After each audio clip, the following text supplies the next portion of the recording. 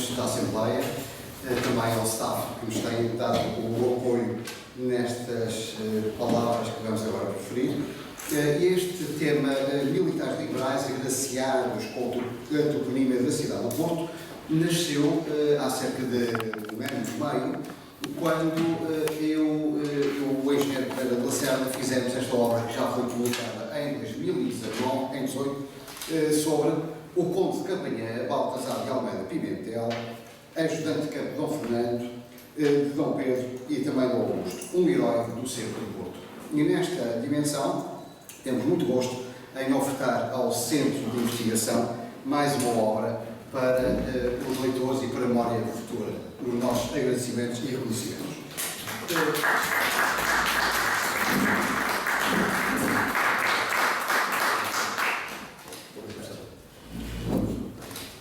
Foi precisamente em 27 de junho de 1832 que, após o conflito que nós entendemos como a Guerra Civil, já na transição de definição, quando Dom Pedro vem para a Europa e, depois de estar na Ilha Terceira, vai encabeçar, mandar, liderar uma esquadra de cerca de 60 navios, parte dos Açores em direção ao continente.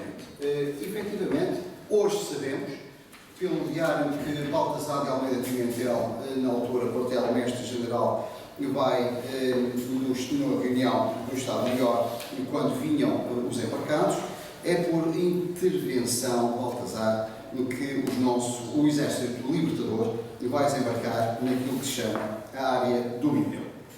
É uma praia, naturalmente, que não foi uma única praia que vão desembarcar, foi num extenso areal de 60 navios, mais os botes, portanto, era necessário um grande espaço para aqui podemos observar uma apresentação de Dom Pedro a entregar a bandeira bordada pelas senhoras do Faial, a bandeira bicolor, quando entrega o nosso rei, Dom Manuel Braga, e portanto traz novamente Baltasar de Almeida Pimentel.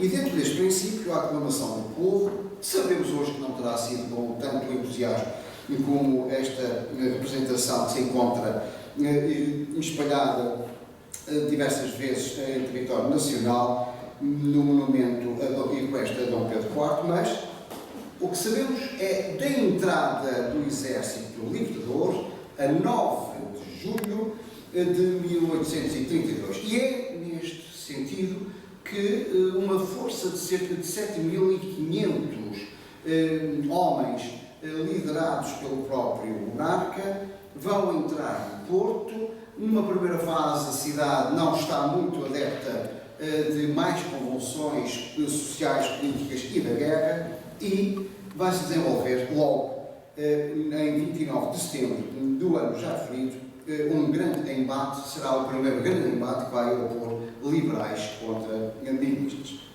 E dentro deste princípio, Dom Pedro tem a verdadeira noção da importância e da necessidade de criar linhas estratégicas para defender a cidade, porque do lado dos miguelistas estaria um exército aproximadamente de 28 a 33 mil homens e os sitiados da cidade, que então era muralhada, cerca de 7 mil homens, entre portugueses, mas também alguns elementos que eram pagos, mercenários, não só ingleses como também alemães. E é o primeiro embate que no combate de Ponte Ferreira, em 23 de junho de 1832, no Conselho de Valon, que o exército miguelista, tendo cerca de 15 mil homens, e o liberal, cerca de 8 mil, vão pela primeira vez defrontar-se, deflagrar-se, o que vai permitir e desenvolver que esta ponte, ainda hoje, monumento nacional, apesar da sua singela construção. É neste sentido que a Ponte de Ferreira, ou Ponte Ferreira, marca um elemento marcante para uma nobilitação mais tarde vai ser oferida pela importância do espaço.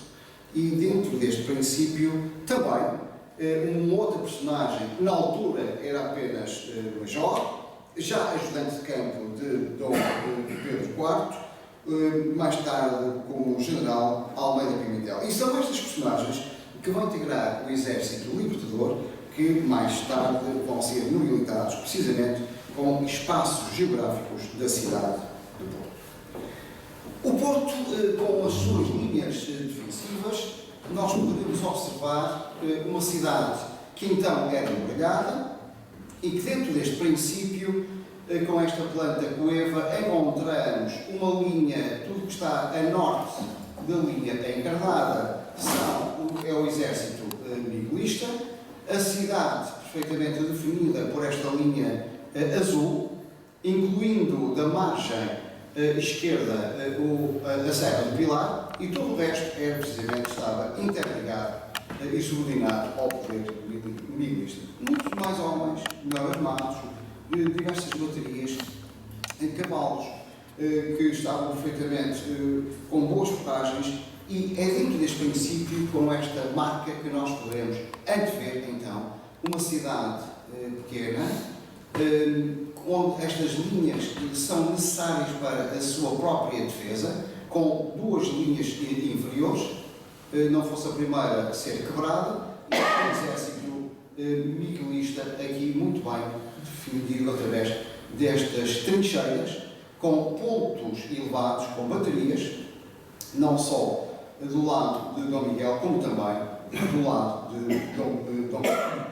Dentro deste princípio, poderemos então considerar que ao longo de toda esta reixa, facilmente identificável no terreno através destas cinturas, destas trincheiras, com arquitetura de cariz abalortado, vamos encontrar diversas baterias. As linhas liberais começavam da Quinta da China, na margem do Rio, subiam para Campanhã, dentro deste lado, subiam para Campanhã, passavam por Valongo, Água Ardente, continuavam, que é hoje a zona do Marquês, continuavam até um outro núcleo expositivo e também defensivo.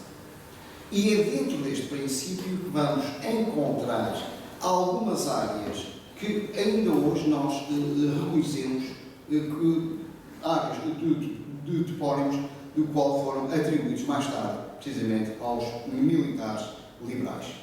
Bonfim, Antas, Campanhã, Valongo, Monte Pedral, Francos, etc. Dentro deste espaço, damos um exemplo. O lugar do sério, uma planta elaborada a partir da planta de Black de 1913, o qual foi acrescentado os arrões do Porto, vence os fortes e baterias do Tempo do Cerco. A norte do traçado escuro ficavam os miguelistas e a sul os malhados ou liberais. Portanto, dentro deste princípio é perfeitamente possível verificarmos as linhas de defesa, e as baterias tinham por princípio serem apoiadas pelo cruzamento das linhas de defesa, umas com outras, tal como era a prática da arquitetura militar abalortada.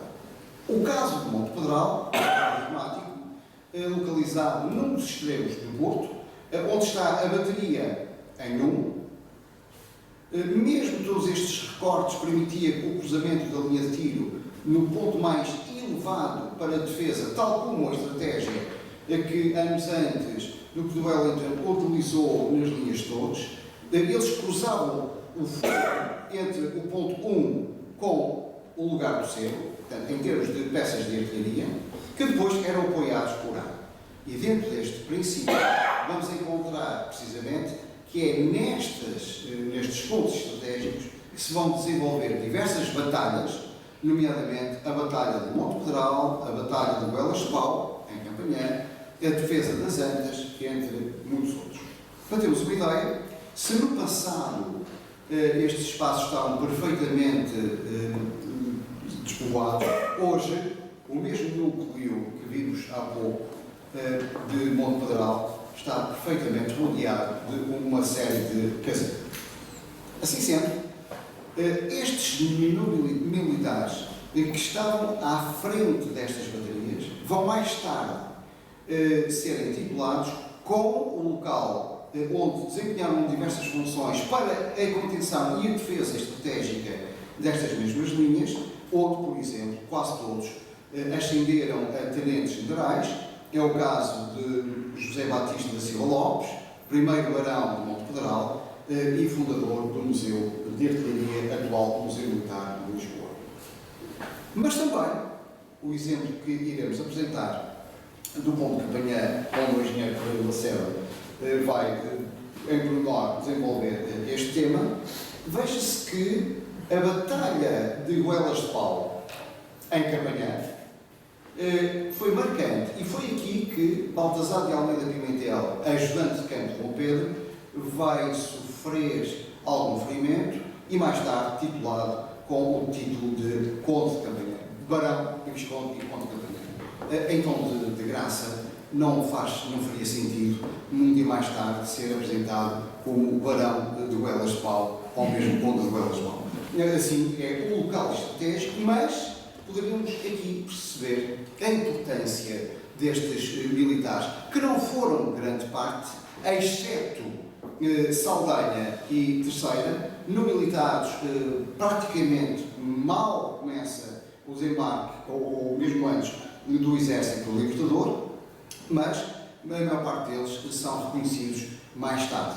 É o caso de Baltasar de Almeida Pimentel, que se encontra esta representação na estátua equestre de Dom Pedro IV, do lateral esquerdo, onde o coronel entrega ao edil a urna com o coração de Dom Pedro à cidade de Porto. Por tal honra, foi titulado como primeiro barão de Campanhã, mais tarde como visconde e posteriormente como conde. Dentro deste princípio, temos outros exemplos. Falamos do Porto, vamos falar um pouco agora da defesa da Serra do Pilar. É um ponto estratégico onde nós podemos observar a força da invasão, destruindo completamente as trincheiras. Veja-se aqui o pormenor da bandeira, embora hasteada, bicolor, completamente desmoralizante para as tropas que aqui se encontram a verem a metralha cair no mosteiro da Serra do Pilar, que deixou os seus vestígios em fotografia tirada em finais do século XIX, que era assim que se encontrava como causa do cerco do Porto. Por tal motivo, vai ser dado e atribuído o título de Visconde de Vila Nova de Gaia, precisamente a um inglês que estava nesta frente defensiva e, uma vez mais, se confirma esta mesma interligação da cidade à defesa e ao título.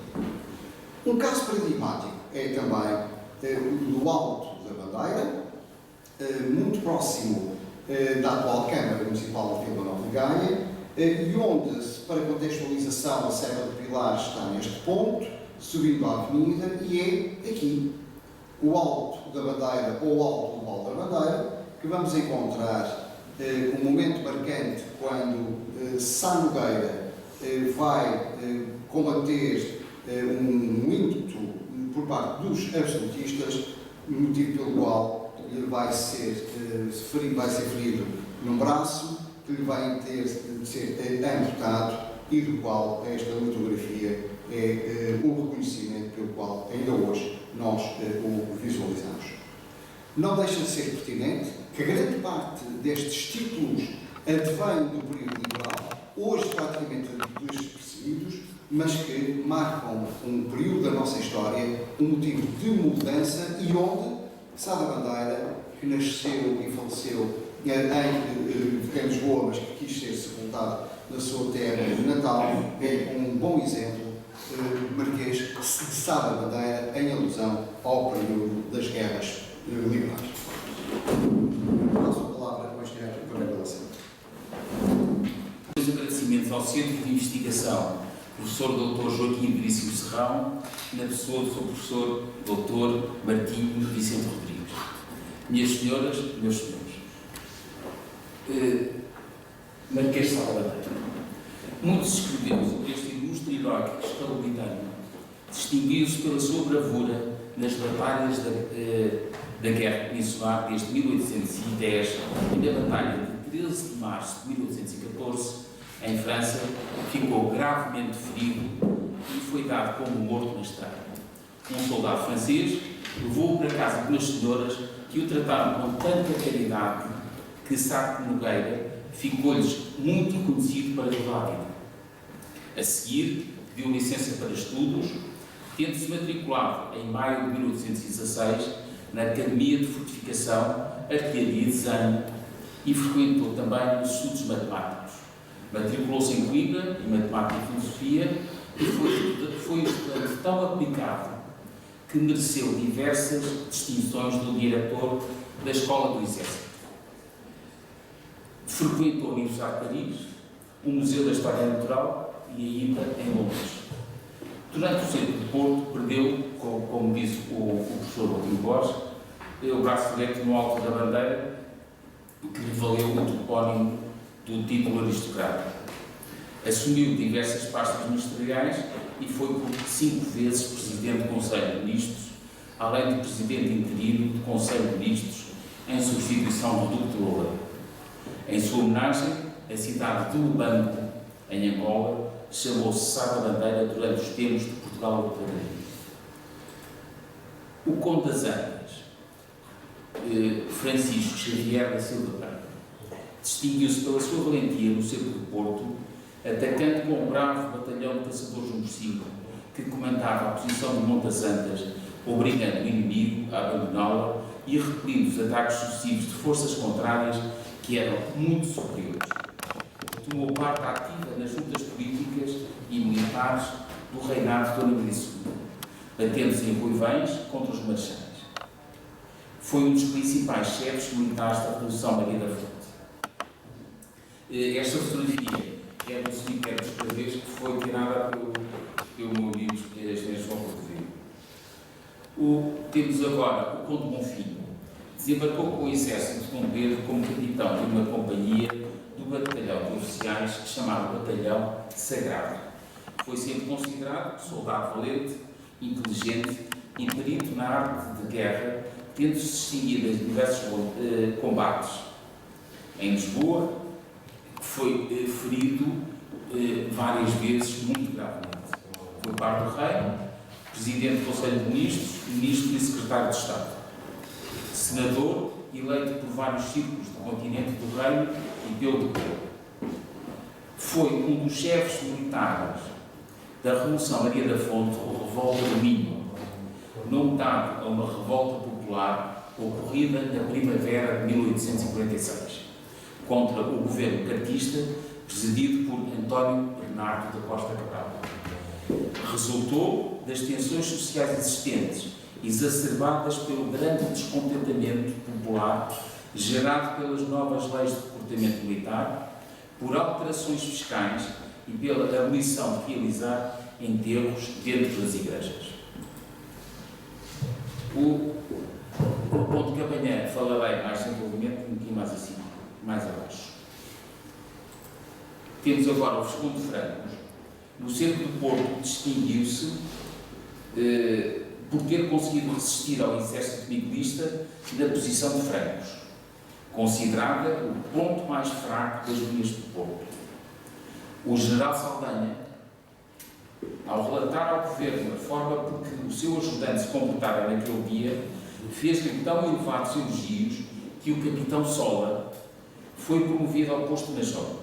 Até ao fim da campanha, prosseguiu dando provas da maior valentia e coragem, principalmente em Lisboa, na Batalha de Almoster, pelo que lhe foi dada a comenda da Ordem da Torre Espada. Partiu para Angola como secretário de governo da província e depois foi nomeado chefe de Estado-Maior da 3ª Divisão Militar. Foi ministro e secretário de Estado dos Negócios Estrangeiros da Guerra. E também escreveu várias publicações. O Visconde de Mindelo, que foi o George Rose Sartorius, que nasceu em Bombaim, na Índia, e morreu em Inglaterra. Em Inglaterra, distinguiu-se da Batalha de Trafalgar, que foi uma das maiores batalhas navais da história. Lutaram em lados opostos as esquadras francesa e espanholas, que foram comandadas pelo almirante Villeneuve, e a esquadra britânica, que foi comandada pelo almirante Nelson, para muitos, o maior gênio em estratégia naval que já existiu. Em 1830, foi incumbido por Dom Pedro de organizar e comandar uma esquadra, tarefa que soube desempenhar através de muitas dificuldades, tanto em Belle-Île, em França, como nos Açores. Permaneceu ao comando da Marinha Liberal até junho de 1833, à altura em que foi substituído por Charles Napier. Por estar como um mercenário ao serviço de uma força estrangeira, Sertórios foi demitido da Marinha Real Britânica, embora fosse readmitido em 36. Em 41 foi armado cavaleiro, passando a usar o título de Sir. Ascendeu ao posto de almirante de esquadra, em Inglaterra, relativamente equivalente ao do almirante de armada, um posto raramente atingido. Temos agora o Visconde de Ponte Ferreira, que o Sr. Professor já falou ao bocado, que era o João Fernandes Tavares, formado em Medicina pela Universidade de Coimbra, médico da Câmara de Dom Pedro, Imperador do Brasil, quando ele lá estava, a quem acompanhou para a Europa em 31 e com ele desembarcou em 32. Em 33 foi nomeado Físico-Mor do Reino, Conselheiro de Estado, e regressou ao Rio de Janeiro depois da morte de Dom Pedro em 24 de setembro de 1834. Escreveu e publicou variadíssimas obras. O Visconde de Serra do Pilar, sendo um dos o José António da Silva Torres Poço Leão, era o escalmitano, portanto nasceu e morreu em Santarém, sendo um dos oficiais mais graduados presentes na Ilha Terceira em 28, coube-lhe integrar a Junta Provisória de Angra, presidida nessa altura pelo General Cabreira.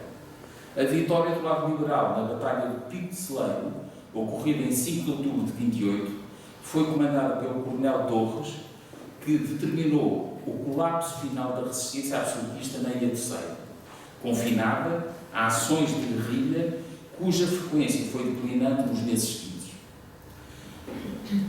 O coronel, na altura, consciente da importância desta vitória e certamente orgulhoso dela, Silva Torres, em maio de 30, requeriu à regência de Angra que a data fosse devidamente assinalada e a ele reconhecido como comandante nesse combate.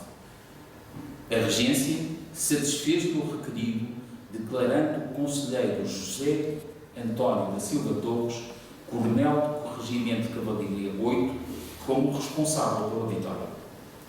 Com este fundamento, o rei Dom Pedro, ainda no Porto, por decreto de 33, concedeu-lhe o título de Barão de Pizzeleiro.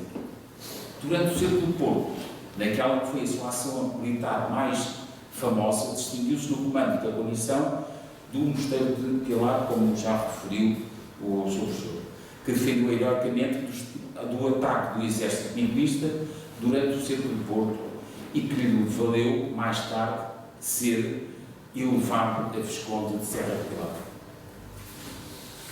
Depois foi governador da Torre de Belém e muitas coisas. Quem não conhece a estação de comboios de Gaia, que muitas pessoas saíam nesta estação para não passarem pela centenária Ponte Dona Maria II.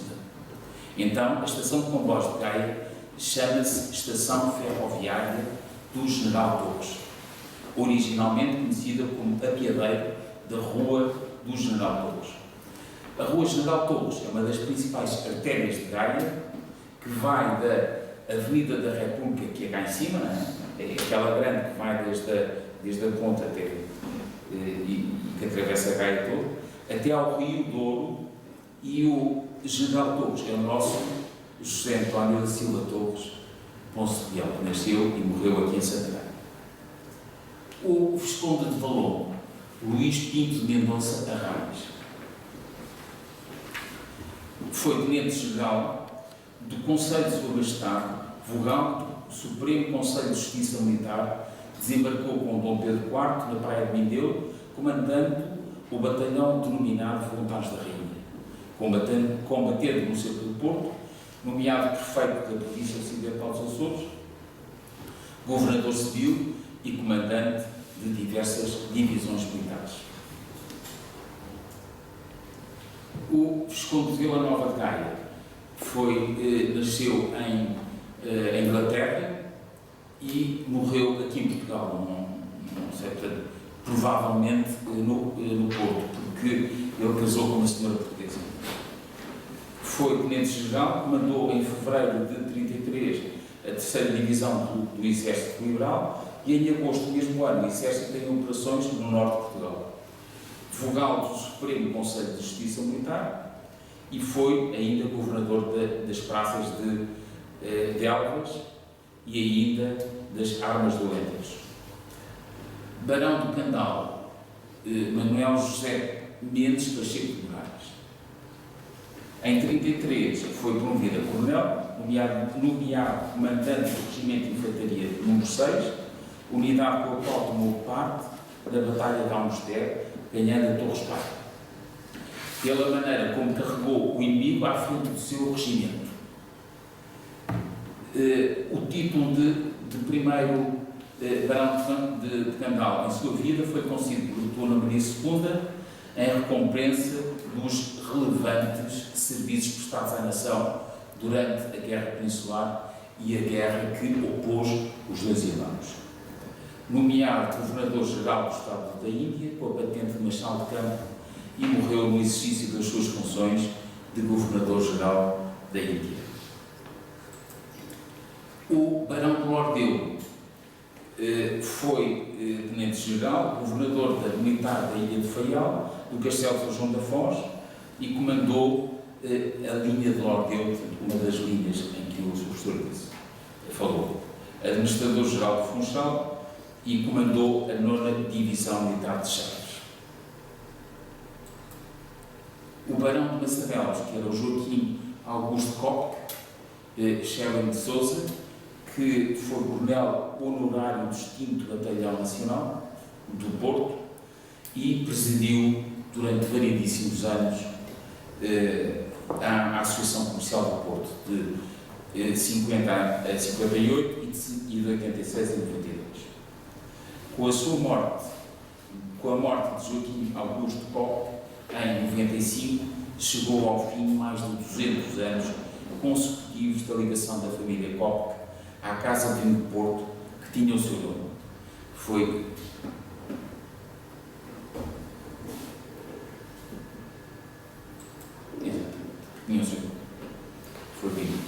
O Barão de Monteparal foi Tenente-General, Par do Rei, Inspetor-Geral do Arsenal do Exército e foi ele que fundou o atual Museu Militar em Lisboa.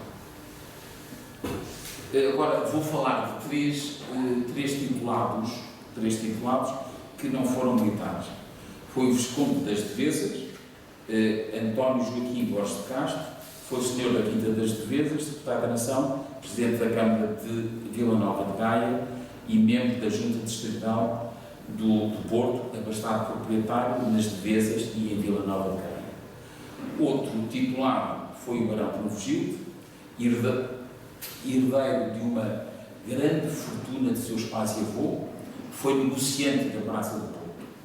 Mandou, portanto, é um palácio que todos nós conhecemos, mandou edificar com o seu irmão Henrique o palácio denominado Os Carrancas do Porto e que geria vários negócios muito rentáveis, nomeadamente o exclusivo régimen da fabricação de galões de ouro.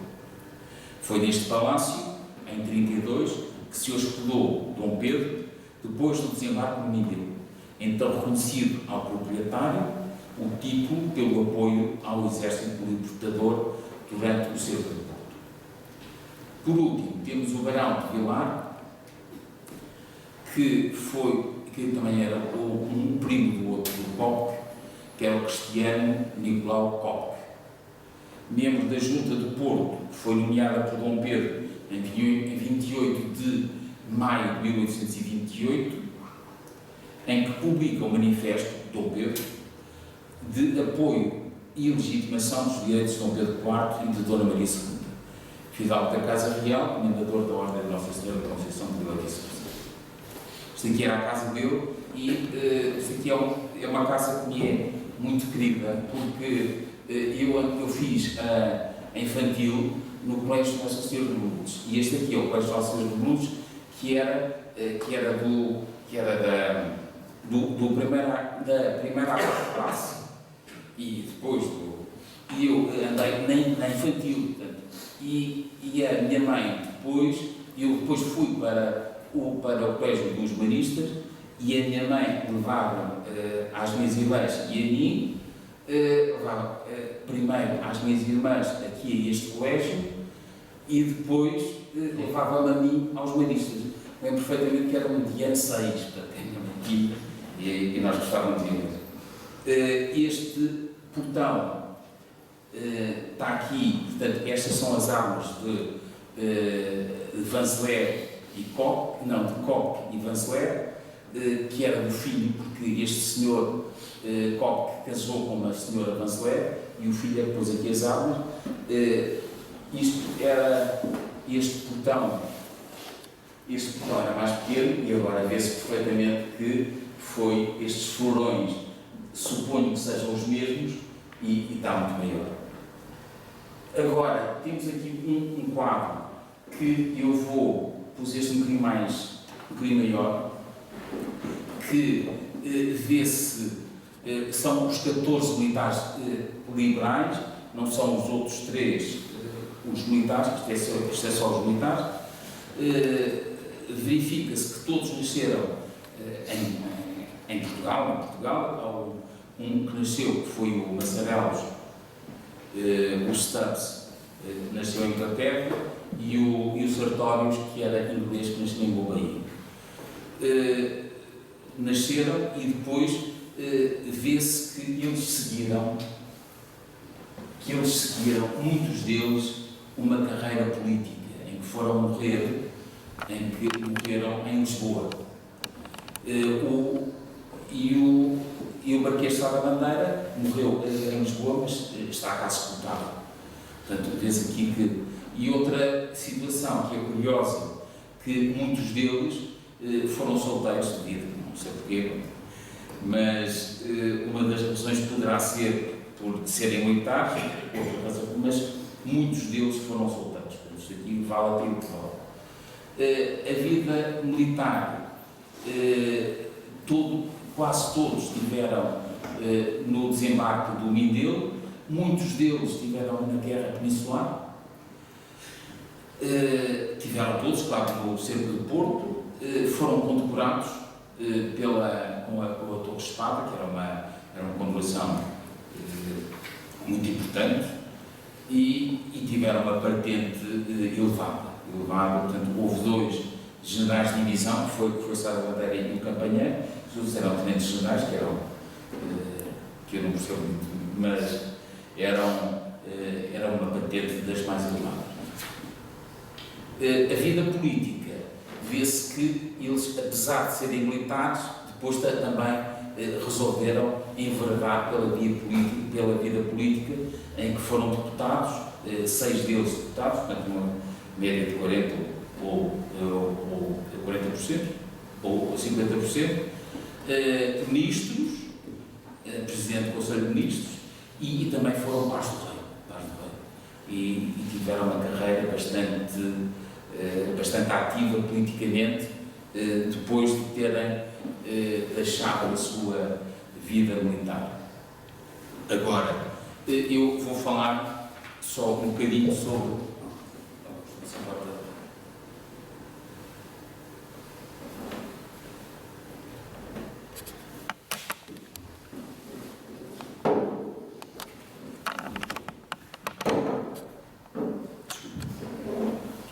Vou falar um bocadinho sobre Baltasar Almeida Pimentel. A Praça da Almeida, em plena Rio da Coa, desempenhou um papel importante na defesa militar da fronteira desde os primeiros anos da consolidação de Portugal como reino independente, passando pelo Tratado de Alcañices em 1297 até 1927, ano em que o último batalhão de infantaria deixou a localidade. A sua atual estrutura muralhada de cariz abaluartada foi palco das guerras da restauração, das campanhas peninsulares e do conflito que opôs liberais e miguelistas, sendo considerada uma das fortalezas monumentais de Portugal, classificada como monumento nacional e em vias de ser reconhecida como património Unesco integrado na rede de fortificações abaluartadas da raia luso-espanhola. Baltasar nasceu em Almeida em 1786, numa família fidalga e de militares, desde meados do século XVII. Seu pai, António Marçal, Almeida Pimentel, foi para a Índia em 1748, tendo regressado a Portugal em 1757. Foi sargento-mor da Praça de Almeida, governador de Pinamacor e do Regimento de Infantaria desta praça. Tenente-coronel de Infantaria, reformou-se como coronel. Aqui temos o Luís Almeida Pimentel, que era avô-paterno do Baltasar. Em 25 de abril de 1707, foi ferido e preso na Batalha de Almanza, Espanha, em cuja batalha o exército aliado luso-inglês-holandês, sob o comando do segundo Marquês das Minas, que era português, portanto, que foi para a Espanha, foi uma vitória que nós tivemos. Dom Luís António de Sousa e do general Conde Caldeiro, e apoio ao arquiduque Carlos, é derrotado pelo exército das duas coroas, franco-espanhol, comandado pelo Marshal Berwick, no âmbito da Guerra da Sucessão de Espanha. Foi sargento-mor, Luís Almeida Pimentel, foi sargento-mor de infantaria em Viana do Castelo. A família Almeida Pimentel estabeleceu-se em Almeida em meados do século XVIII, numa casa perto do Palácio do Governador, onde nasceu Baltasar, irmãos e alguns sobrinhos. Vários militares Almeida Pimentel foram granadeiros. Baltasar, com apenas 14 anos de idade, seguiu, tal como seu pai antepassado, a carreira de armas. Serviu no regimento de Pinamacor, acortelado em Almeida, de quem seu pai era comandante, e em novembro de 1807, Junot recebeu instruções de Napoleão para organizar um corpo militar com tropas portuguesas. Baltasar, com 21 anos, integrou a Legião Portuguesa, comandada pelo terceiro Marquês da Lorna, durante o período das terceiras invasões francesas, que ocorreram em território nacional entre 1807 e 1812. Neste enquadramento, Baltasar esteve nas principais batalhas onde a Legião Portuguesa participou, desde França, Alemanha e Rússia, atingindo o posto de capitão, desempenhando funções de comando, as quais lhe foram muito úteis para o seu futuro e carreira de armas. Baltasar regressou a Portugal em novembro de 1814 e, depois de ter justificado a sua conduta, porque ele tinha estado ao serviço de Napoleão, foram satisfeitas interinamente os soldos que exercia antes de ir para a França. Enquanto não dessem funções em Portugal, foi considerado oficial sem emprego e, como tal, abonado com soldo, tendo ido viver para a casa da sua irmã Luísa Delfina, em Grimancelos, concelho de Barcelos. Seu marido, Bernardo José de Passos, magistrado, foi barbaramente assassinado nos tumultos de Braga em 1809. Baltasar ajudou a educar seus sobrinhos na casa de Poços da sua irmã, em Grimancelos. O sobrinho mais velho, António de Passos Almeida Pimentel, em 1828, seguiu com todos os seus companheiros de armas para a Galiza, de onde embarcaram para Plymouth, Grã-Bretanha, e ali foi incumbido de organizar e comandar o batalhão de voluntários de Rainha. Partiu no mês de fevereiro de 29 para a Ilha Terceira, desembarcou no Mindelo, foi gravemente ferido de bala numa das batalhas do Cerco de Porto. Coronel do Regimento de Voluntários da Rainha e governador do Castelo de São João da Foz. Morreu solteiro. O José Luís era irmão do António, foi coronel do batalhão de caçadores de Porto e cavaleiro da Nossa Senhora Conceição da Vila Viçosa e das Ordens de Cristo.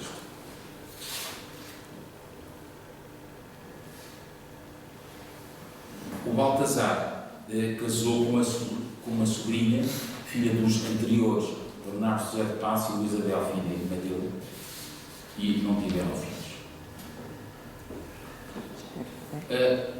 foram a família de militares de primeira geração, o bisavô, segunda geração, avô paterno e materno, tios avós paternos, o pai, portanto era uma família de militares e de alguns deles notáveis.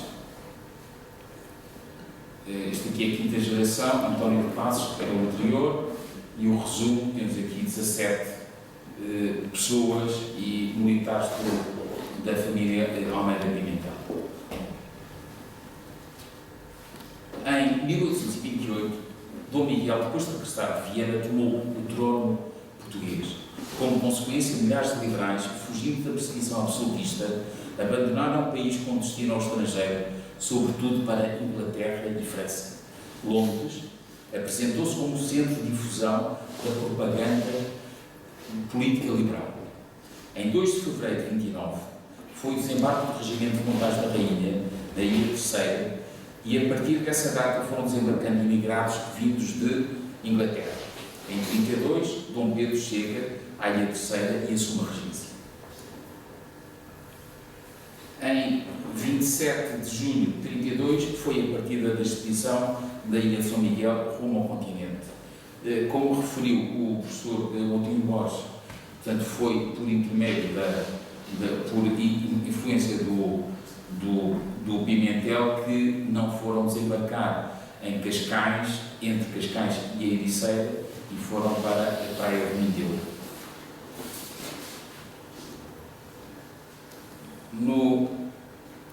No dia 8 de julho fez o desembarque na praia de Mindelo e, sendo dos primeiros a saltar em terra, o general Conde Vila Flor e o capitão Pimentel. Este último logo desembarcou o batalhão de caçadores número 5, que foi o primeiro corpo, marchou com ele a estrada que vai de Vila de Conde para o Porto.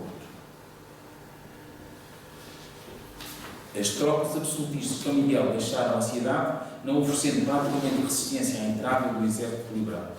A população simpatizou com os liberais. No entanto, os liberais, pouco a pouco, iam ficando cercados na cidade do Porto pelas forças miguelistas, com cerca de à volta de 23 mil. 23 mil. Tinha aqui um bocadinho mais. Isso é que pergunta. Agora, temos aqui, isto aqui foi a condecoração do diploma, o alvará da Batalha de Ponte Ferreira, em que o Pimentel foi agraciado com o grau de oficial da Torre-Espada, nesta batalha. Goelas de Pau era a alcunha de Francisco Alves Peixoto da Gama, industrial da seda, que em meados do século XVIII se fixara na zona de Contínuo. Francisco da Gama era um homem de elevada estatura, com um pescoço muito alto, descalcado, que quer dizer magro como tal. Segundo o artigo sobre Goelas de Pau de Francisco Vasconcelos, a ação mais extraordinária da maior batalha do cerco do Porto, em 25 de julho de 33, foi a carga de cavalaria de Saldanha, acompanhando apenas da sua escolta, realizou em Goelas de Pau, junto ao Bonfim. Esta carga depois encomendava 3 batalhões miguelistas, num total de 600 homens, comandado pelo conde de Bourmont, que tinha passado a comandar os absolutistas.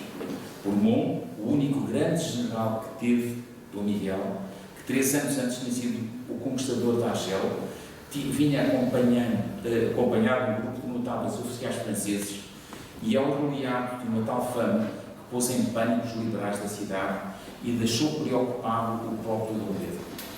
Dom Pedro disse então para Saldanha e para Pimentel: você e Pimentel são os únicos fanfarrões que não fazem caso da chegada dos militares franceses. É uma indicação. Pouco depois, Saldanha, levado por uma daquelas inspirações que tantas vezes lhe ocorriam, acompanhado pelos oficiais do Estado-Maior, vai ter com Dom Pedro, sediado no reduto da Glória, acima da Ramada Alta, e diz-lhe que quer ir à zona de Bonfim de Campanha. Disse ainda Saldanha a Dom Pedro: Bourmont é um grande general e eu, no seu lugar, assim que visse o ataque do centro bem encaixado, atacaria à extrema-direita com alguns batalhões. Saldanha deu ordem a 2 oficiais, Baltazar Almeida Pimentel e a Dom Miguel Ximenes, que fizessem imediatamente marchar para ali uma força de reserva. Saldanha resolveu passar de general a soldado, não podendo dispor de um núcleo de cavalaria que lhe reconquista aquela divisão, sobre a deficiência com a sua pessoa e com o seu próprio Estado-Maior. São ao todo 20 lanceiros e 18 oficiais. Num relance, tudo entra em forma. As espadas reluzem ao sol, as esporas rasgam os ilhais dos cavalos e, num galope desesperado, apesar do terreno impróprio para a cavalaria, aquele esquadrão minúsculo, comandado pelo general em chefe, cai sobre as forças de Dom Miguel. O primeiro batalhão, realista, dá-lhe 2 descargas, mas os liberais avançam, acortilam, matam, ferem, espezinham, estabelecem a confusão e o pânico.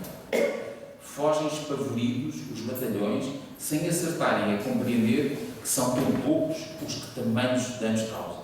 E quando os reforços chegaram ao fim, já os piquetes estavam de novo nos postos de onde tinham sido desalojados. Dom Pedro, depois, concedeu a Gran Cruz ao Saldanha e ao Pimentel a comenda da Torre Espada.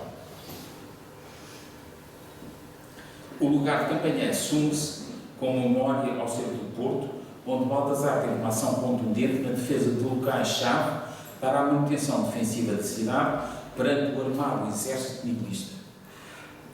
Os confrontos entre absolutistas e liberais deixaram a cidade completamente arruinada. Foram tempos de horror e de carnificina devido à peste, fome e guerra. O imperador Dom Pedro tinha muitas qualidades como rei soldado, político, com uma personalidade muito forte, participação ativa nos combates, corajoso e convicto nos seus ideais. Tinha também alguns defeitos. Era um homem dado a paixões e não se coibia de dar aso aos seus sentimentos. Teve vários romances como damas de corte, cantoras e bailarinas, de quem teve muitos filhos. E entre todas, aquela que parece ter conquistado o seu coração foi Domitília de Castro, a quem deu o título de Marquesa de Santos. O convívio no Palácio Real e noutros locais com senhoras foi motivo de escândalo geral e falta de respeito para com a sua mulher. No fim, a Imperatriz perdoou-lhe todas as infidelidades.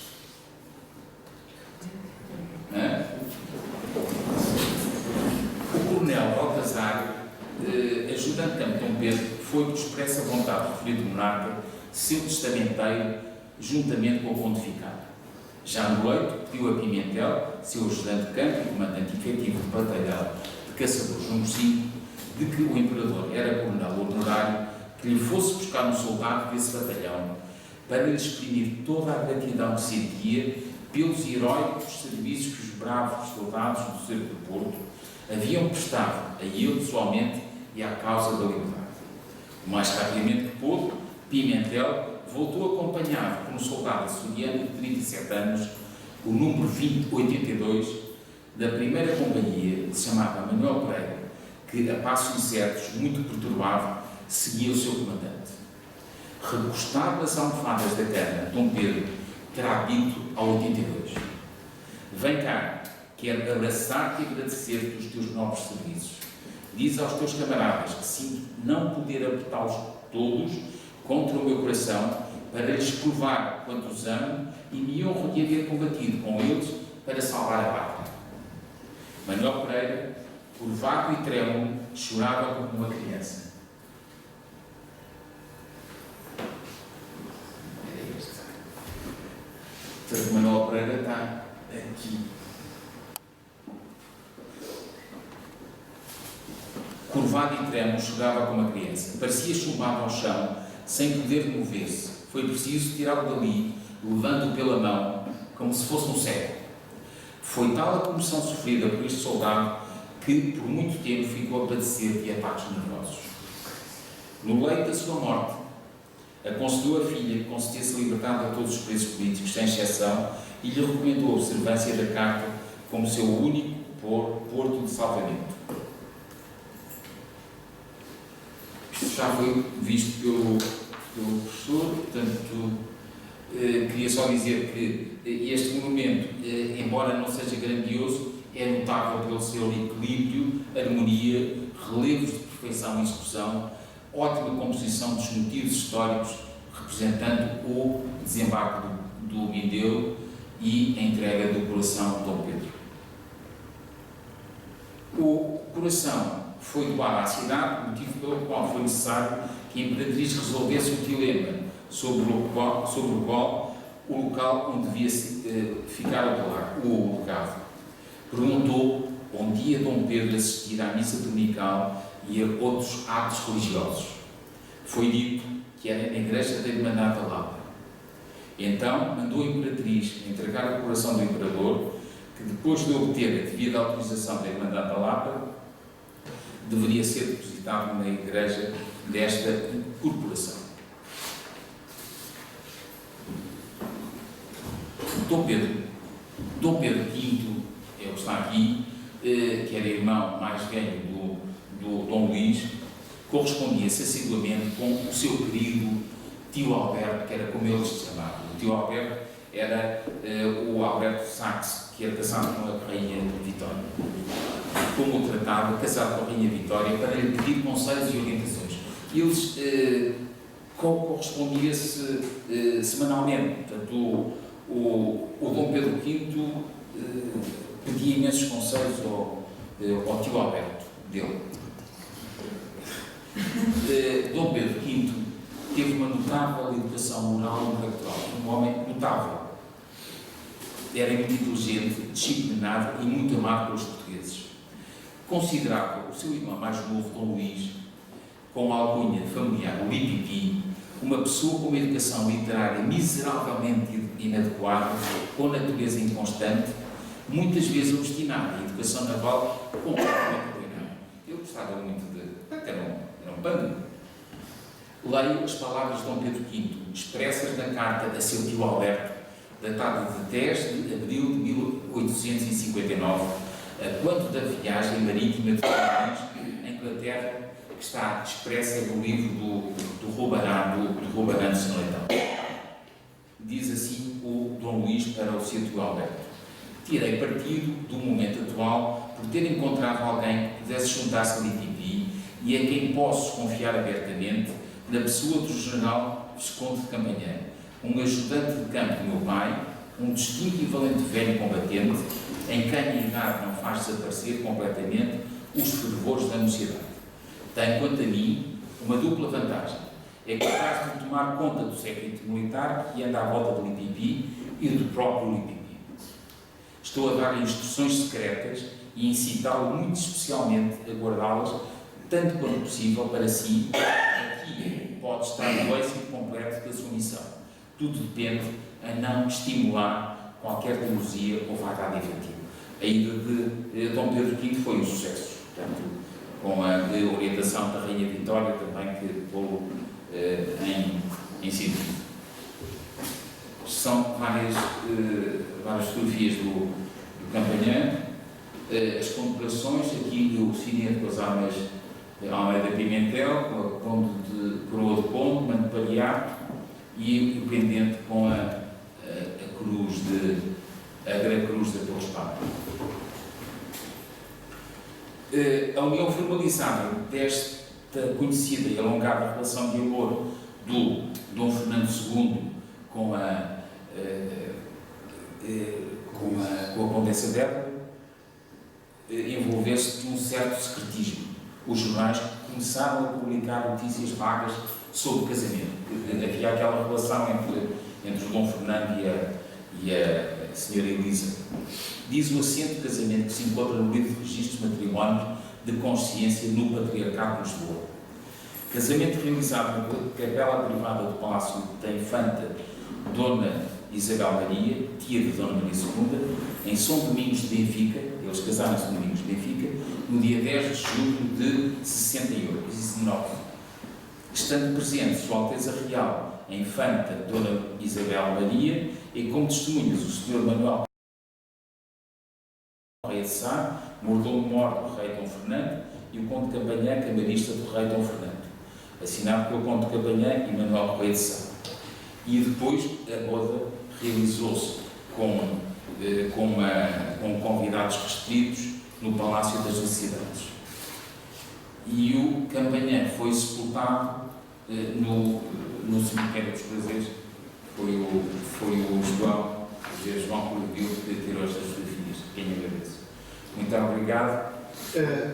Em conclusão, grande parte destes militares subiram e foram guindados a títulos aristocráticos com topónimos da cidade do Porto, onde efetivamente eles batalharam, tiveram um papel preponderante na defesa da cidade e também para o êxito do Exército Libertador, tendo como grandes chefes militares não só Saldanha como Terceira, e toda esta elite fizeram parte para toda a vida, não só dos governos destas personagens militares, como também faziam parte do seu ciclo pessoal de amizades e do qual o Exército Libertador e a cidade do Porto deixou para a memória futura alguns topónimos aristocratas que chegaram até hoje, do qual temos aqui representado na casa o engenheiro Pereira Lacerda, é representante precisamente do Conde de Campanhã, do Barão de Garvancelos,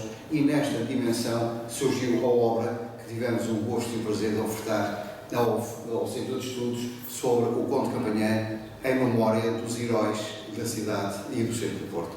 Muito obrigado.